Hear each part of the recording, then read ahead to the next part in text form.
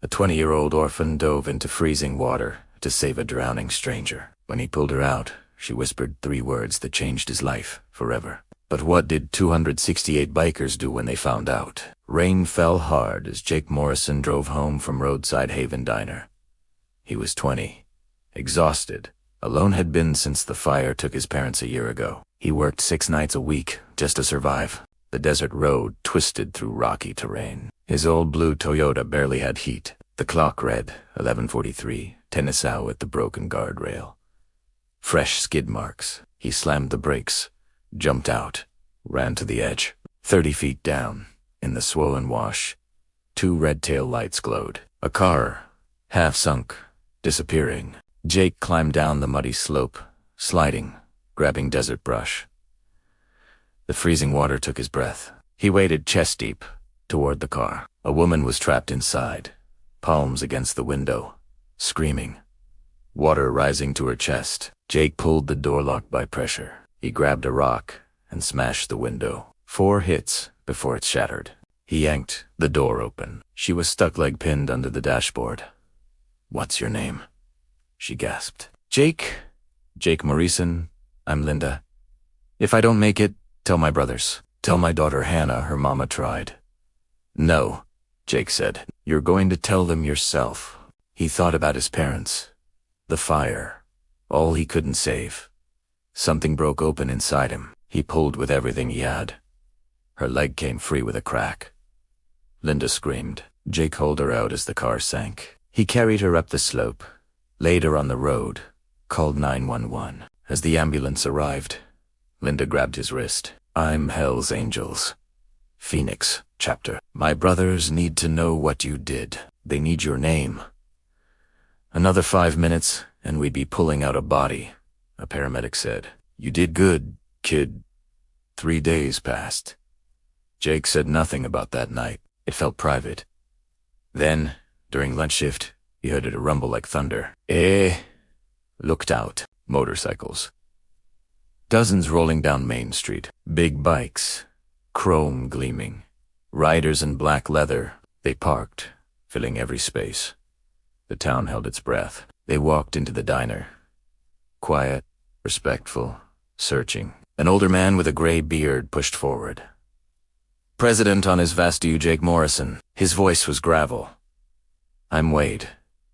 Linda's brother. You saved her life. Is she okay? She's going to walk again. 2 minutes slower. She'd be dead. You gave us our sister back. Wade pulled Jake into a hug, tears in his beard. Thank you. One by one, 268 riders came forward. Shook his hand, hugged him. Some crying. A woman kissed his forehead. An old man saluted. This boy is family now, Wade announced. He risked his life for a stranger. That's what brothers do. 268 of us rode here to say thank you. You're never alone again. Jake Morrison. They stayed all afternoon, filling the diner, sharing stories. Jake told them about his parents dying, about being alone, about working just to survive. A woman with silver hair took his hand. You're not alone anymore. That's what this means. Wade pressed a patch into Jake's palm wings. Skull. Club colors. This isn't something we give lightly. You earned Italiano your family now. You ever need anything, anywhere, you call us. We take care of our own. Always. As sunset came, they left. Wade stopped in the doorway. My sister told me when she asked you to give us a message, you said no. You told her she'd tell us herself. Most people would have accepted she was dying. But not you. You fought for her. That matters more than you know.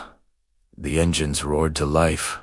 A river of chrome and leather flowing down Main Street. Jake watched until they disappeared. Ruth, his boss, who'd known his parents, stood beside him. Your mom would be proud. Your dad too. They raised you right.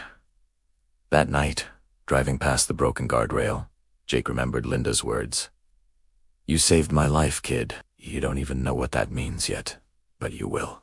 Now, with the patch beside him, he understood. One moment can change everything. Family isn't just blood, it's choice and action and being there when it matters. At his apartment, Jake sat at his parents' old kitchen table, the folded patch before him. For the first time since the fire, something frozen inside began to melt. He wasn't alone. He mattered. He had made a difference. Jake held the patch close and began to cry not sad tears, but relief and gratitude and the overwhelming weight of being seen, valued, loved by strangers who were strangers no more. Outside, the night was clear and full of stars. Somewhere on the open road, 268 motorcycles were heading home, carrying the story of a 20-year-old orphan who jumped into dark water and pulled out hope. All Jake knew was that he'd reached out when someone was drowning, and the world reached back and said, "You're not alone. You never have to be alone again. Welcome home."